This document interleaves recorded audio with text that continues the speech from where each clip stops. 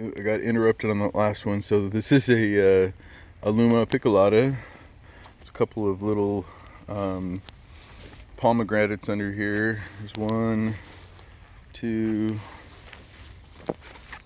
3, 4, and these are all early fruiting cultivars. Okay, here's a pear tree that died back to the rootstock, so I'm letting the rootstock grow up so I can graft onto it. Here are some service berries. Look like they're getting pretty good, pretty close to ripe. And there's strawberries and lupins planted all around as nitrogen fixers. Another young pear tree. That's a currant behind it there. Blueberry. This is a oh, good grief, what's it called? Autumn olive. That's what that is. A little struggling pawpaw underneath this peach tree. This is a high bush cranberry. This is a bush cherry with a much happier pawpaw under it. And here's some strawberries.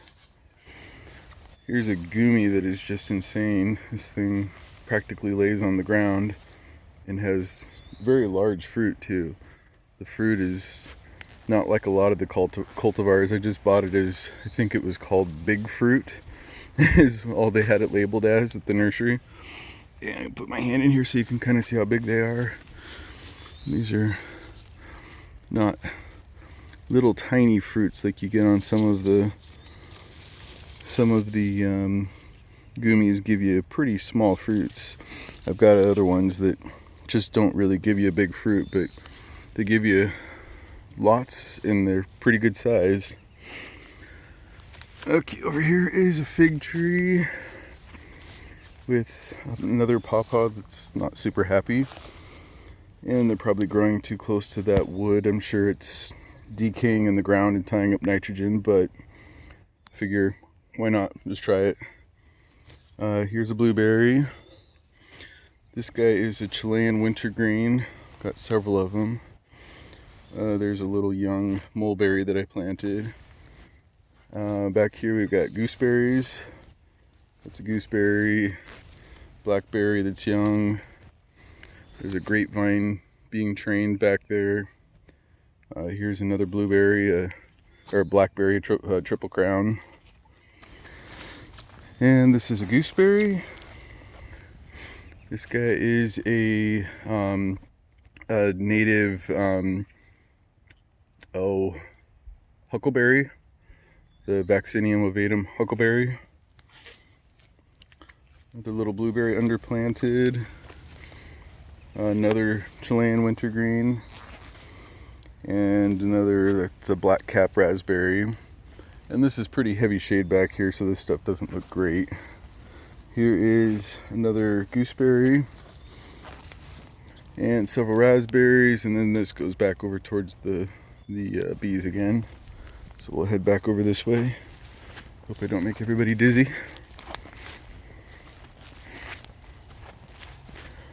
Okay, back over here we've got more honeyberries, blueberry. This is a gooseberry. This is a meter persimmon, American persimmon.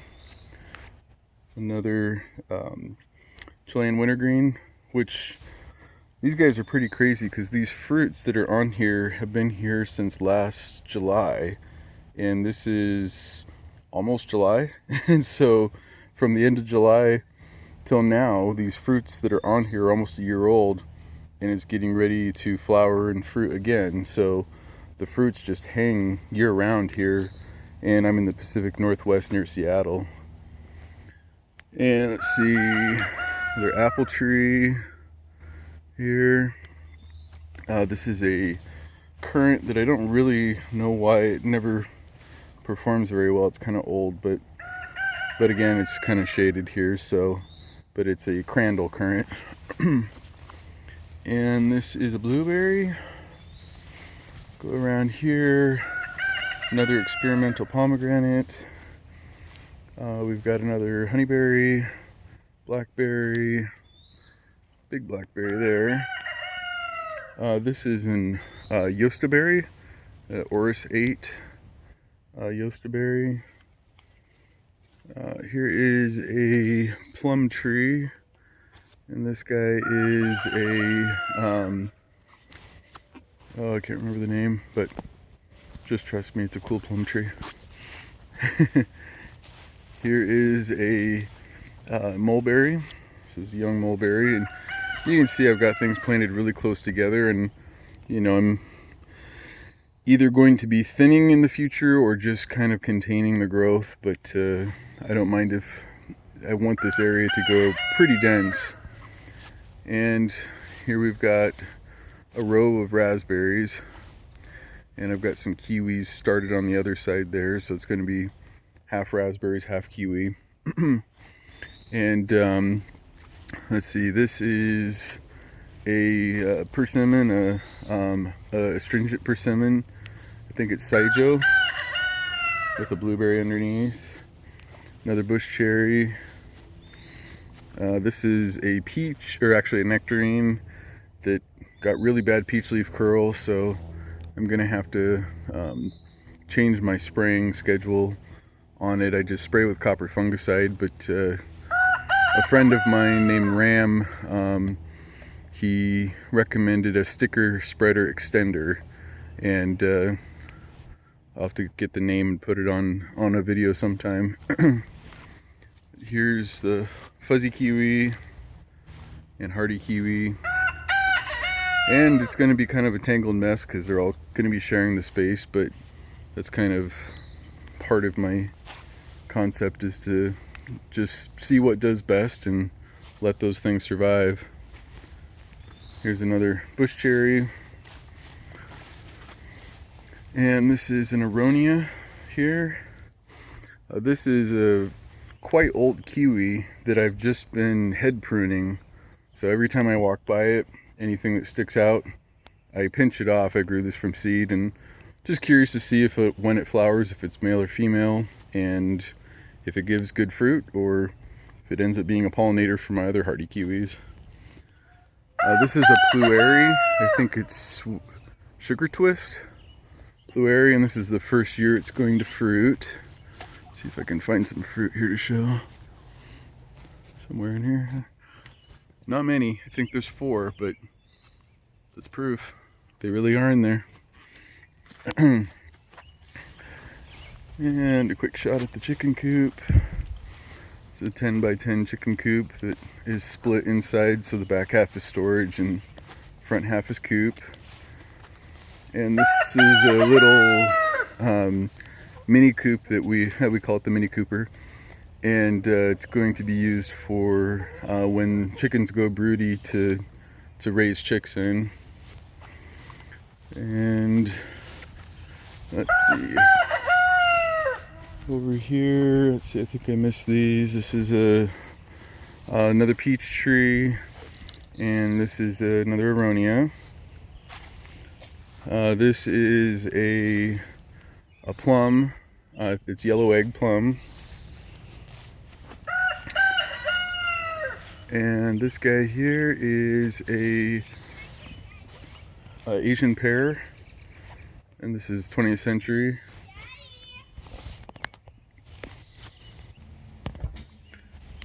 Okay, and whipping back over here,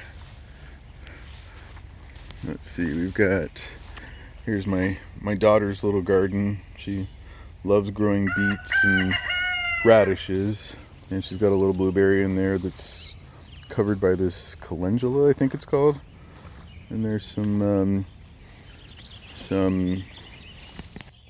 chives mixed in there. Okay, this is a honeyberry. There's a little gumi that I started from seed hiding back in here, which I just keep cutting it back, and pokes out a little bit, but hasn't taken over anything. Here's some fennel and another honeyberry.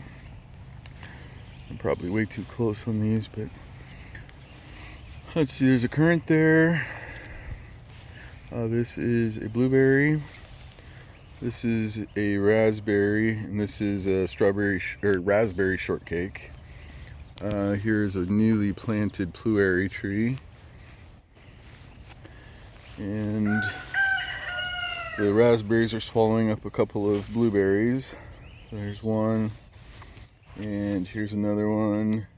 And actually, there's one more there, Chandler. It's a real big one. Here is a fig tree. It's maybe 8-9 feet tall. You can see the figs on there. There's a few. It's first year fruiting for us. And this is the big vegetable bed, which is doing pretty good this year. All of these guys right here are they're all Jerusalem artichokes that we planted a row of, and we just kind of let them go wild every year and make sure they don't creep in too far. But got some corn here, just a tiny bit. We just decided to throw it in last minute. Bunch of beans. That's all potatoes back there. A couple of artichokes. Tomato. Some more tomatoes getting going here. Lots of stuff that's bolted. A bunch of kale. More potatoes that just volunteered there. And this is our row of very abundant lettuce. And let's see, garlic. So little garlic row here. And this is celery. My wife tends the annual stuff more than me. I'm more into the perennial, but still we help each other with it. Some carrots. Here's some onions. A mixture of storing and sweet Walla Wallas. Some tomatoes that are just kind of plugging along. Let's see. I think I missed an aisle here. Yeah, so this is a medlar. You can see the medlars starting to form there. And gooseberries mixed in. Let's see. There's another gummian. You can see how much smaller the fruit is on these gummies. They still taste good. Ripened a little bit like a week earlier, but not really not worth it. I'd rather grow the others. There's a mixture of thornless blackberries in here that are new this year, so some of these things are just still getting going. This is a red huckleberry, the Vaccinium paraflora, I think it's called, that I grew from seedling, so it's kind of fun to see it getting some size and fruiting for the first time this year. Another little pawpaw hidden in there. And this is another autumn olive that's got some size to it. This guy here's a rhubarb. This is a silverberry, which has very silver looking fruits at this point. It's the first year it's fruited for me, so I'll be curious if those remain pretty silverish or if they change color, because I've eaten some other silverberries and they usually kind of look more like gummies, so I don't know enough about them to be an expert. But and this is a almond tree. Again, first time we're getting fruit off of it. There's a fruit. Hey, I'll get a nut. Pretty exciting. And let's see here. Where else haven't I been? I'll pause it for a second. Okay, I decided to take you back behind the chicken coop just to show you one of our other hobbies we're doing here. Is just for fun. We're doing a dinosaur garden for my daughter. So we're doing all Jurassic-y, prehistoric, large-looking large plants, and hard to tell the scale, but these guys are about 6 feet at the top of the leaf. You know, so the leaves are probably, 2.5, 3 feet in diameter at this point. So they're pretty big, which that will get huge, but it's only 2 years old. And this is a voodoo lily. That guy is a Himalayan honeysuckle, or no, I'm sorry, is it Himalayan honeysuckle? I don't know, I'll stay with that for now. It's a Lystrisa formosa, but I don't remember the common name. This is a Cardiocranium gigantum lily, and just a few days ago that was full of these big drooping lily looking flowers, and it's about 8 feet tall, so it's pretty big. This is a Oregon grape, and then this umbrella plant, and then this big guy is a Tetrapanax plant. Bunch of hostas underneath, just to kind of add a leafy texture, but not much edible in here. This is a Sioux Hussein mulberry, so it's actually not a mulberry. It's a relative of the nettle, but it makes kind of a red, orangish, strawberry flavored fruit that literally is right on the branches. It's right on the wood. It's kind of weird. It actually flowers and fruits directly on the wood, so kind of a novelty. And then this is an empress tree, which will be pollard back, which will make the leaves get huge.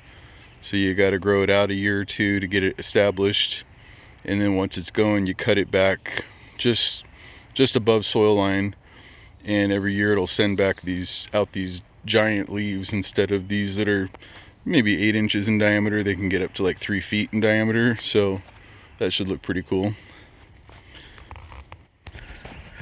Okay, we're back out from the dinosaur garden, heading over towards another part of the property. So we've got a couple of walnut trees here.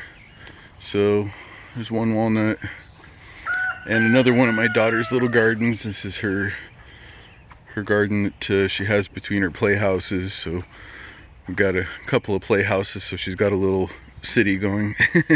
I got them all for free, so figure why not. But anyway, so there's like a dwarf blackberry. I don't remember what it's called, but it's a dwarf blackberry, and some strawberries and blueberries and a bunch of chives mixed in there, and a tree that died. We were given by my in-laws, but it didn't make it. And here's another walnut, and heading over towards the back side of the house here. So I'll show you the greenhouse. So we actually have a 30 by 60 greenhouse that we're going to be putting up, but this was our starting greenhouse. Haven't been able to get to the other one yet. But this was recently full of lots and lots of seedling trays, but now it's become our growing a fig that needs kind of a long season. There's a few tree tomatoes in here, and that's that little guy in the front. There's a Pakistani mulberry. They're just trying to get some size on it, and some tomatoes, but they're not really doing much yet. They were up potted, and a few things that realistically should be put out, but haven't done it yet. And here's my misting propagation bed, and so I do a lot of hydrangea cuttings, and we've got grapes and that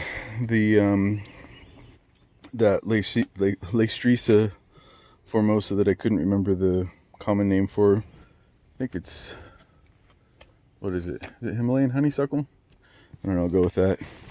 And I've got this little timer system set up so that it runs during the day, and I think, oh, what is it? I think it's 10 seconds every 10 minutes or somewhere around there.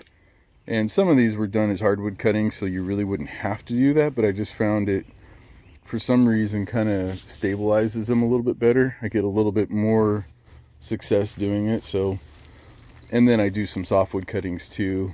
Sometimes, I haven't done it this year, but like blueberries, or I think there are a few azaleas in there. So, and then this is kind of the up pot area. But going around the corner here, so these are pineapple guavas. So this is Nikita. Here's a Chilean guava. Some little strawberries with the currant growing through them. A bunch of daylilies, which actually are edible as well, the flowers are. And another pineapple guava. This guy down here, which has got a weed growing through it, is all those little guys are ground guava, or the cranberry guava, and it's Myrcegina, or no, this is Myrtaeola nummularia, and it kind of grows as like a little flat, kind of like a cranberry, which thus the name cranberry guava. And there's some hostas mixed in here too, with some lupins that we started from seed. Another Chilean guava, and another currant. Down here, it's probably super shaky. This is a Russian tea tree, or plant, or whatever you call it. Another currant, kind of a bigger, older pineapple guava, with a couple little ones underneath it. I'm hoping to establish for pollination and kind of a collective buffer for cold and wind. So hopefully they'll all, if they get damaged on the outside, they won't get damaged too deeply in. This is a luma, a larger luma apiculata with a blueberry under it. This is an acacia. Just some rhodies and roses. This guy here is a Japanese quince. You can see the fruit in there. And randomly it'll flower at random times of the year. It seems like it'll be done, and then all of a sudden we'll get a random flower months later. But this is the hydrangea that I propagate so many of. We've got it in several places. And this is our cutting garden. So it's just where my wife, whoops, probably going too fast there. Where my wife does all of the different roses, and there's all sorts of stuff, hollyhocks and things mixed in there. And on that other arbor over there is the mating acacia to that one, but I cut it back really hard this year because they get huge. And let's see, where should we go?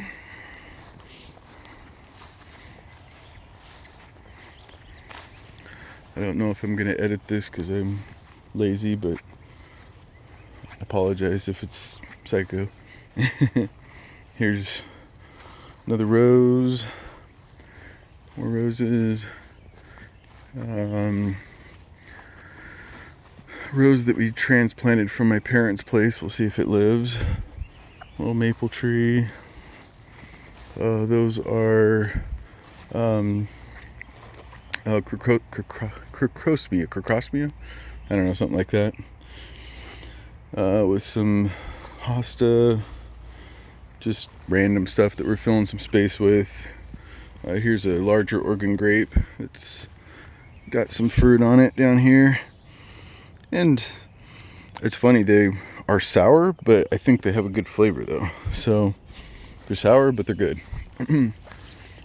Hydrangeas. Here is a blueberry. And these are mostly ornamental. There's a couple edibles mixed in, but this one's a evergreen silverberry. And well, there's a Szechuan pepper back in there, but hasn't grown a whole lot. Let's see.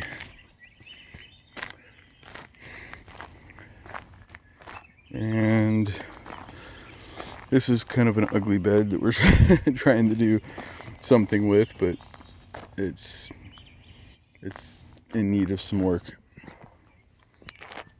Let's see. Go down the hill here. Yeah, we'll go this way first.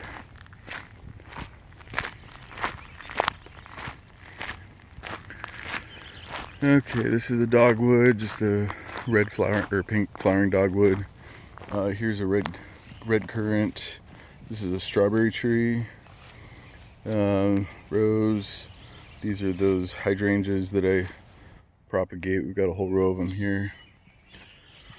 And this little guy is a citrus. It's a hardy citrus called yuzu, and you can see it there. But it's survived down to into the teens several times here. And bush cherry behind with this is a Nikita persimmon. And going along here.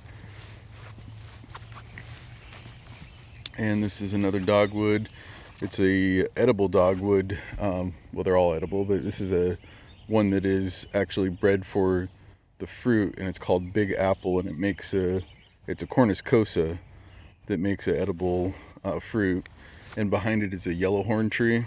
So those guys are gonna compete a little bit, but that's okay. And here's another plum. Oh, and I remembered the name of the plum in the back. It was Methley. It just came to me. Let's see, over here we've got, this is a nut tree, let's just look at the label on this one.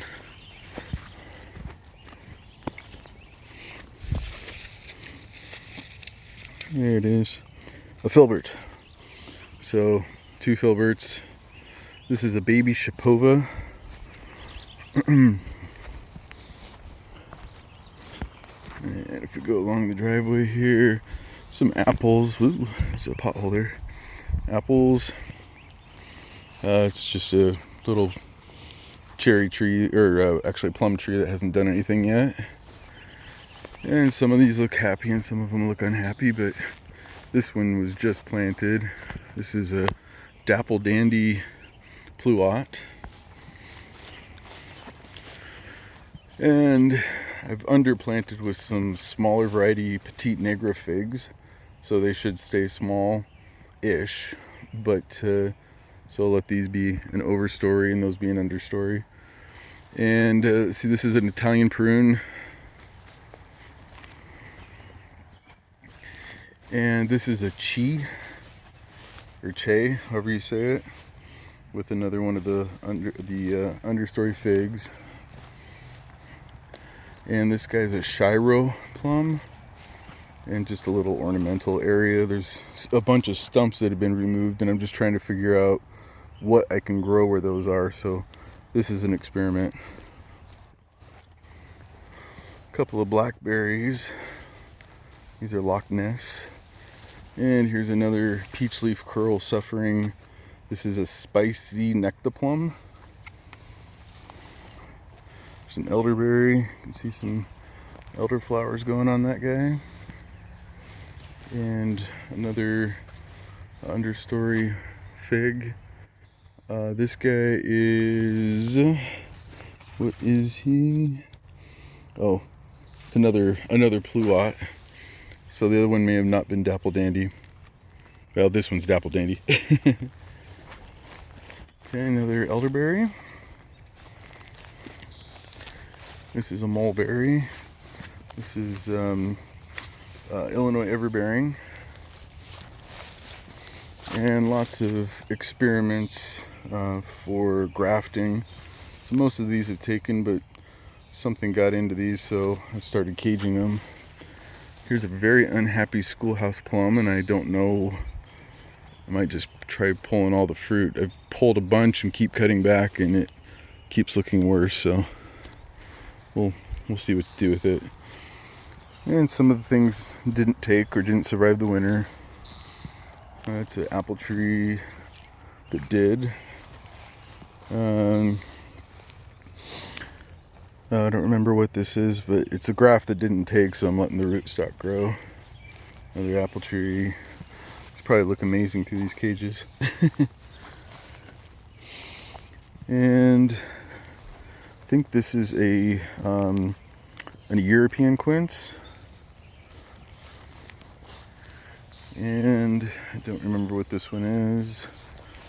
I'll just get by these guys because some of them I don't remember real well. Somewhere in there there's another Asian pear. And then going down to the lower part of the garden, this is all blank canvas right here. Okay, we're down here at the bottom now.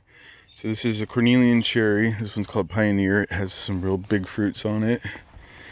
Another fig tree. Again, our first fruits off of this guy. This is kind of cool. And the cultivar on this, I just call it my friend's name who gave it to me. But I think it might be Desert King, but he had a main crop ripen really heavily a couple years ago, so maybe that's a coincidence, but usually you need the fig wasp for him, so, but who knows, maybe if you have enough of the fruits, you get pollination just from pollen falling out, or I don't know enough about it, but anyway, it looks like a Desert King, so I think it is. And this is just a apple tree growing close to it. I think it's a Gravestine. And this is a cherry. It's called a cornelian cherry. And another Cornus moss. Oh no, I'm sorry, that's the cornelian cherry. That's a I don't know, I'll come back to it. Okay, another cornelian cherry.